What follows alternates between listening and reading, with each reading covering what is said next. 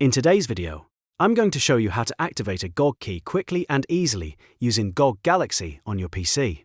If you've just bought a game code and want to redeem it properly so it appears in your library, this guide will walk you through the exact steps from start to finish. And if this tutorial helps you out, make sure to hit the like button and subscribe for more simple software and gaming guides just like this.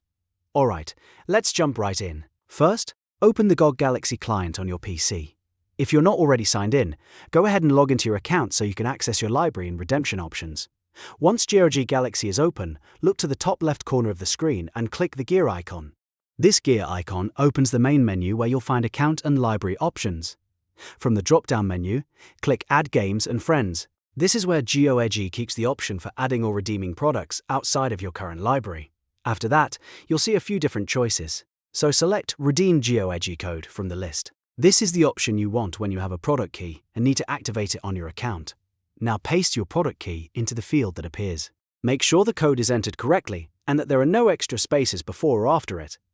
If you copied the key from an email or a purchase page, it's always a good idea to double-check it before continuing. Once the key is in place, click Continue. GOG will verify the code and prepare the redemption process. If the code is valid, you'll move on to the final confirmation screen.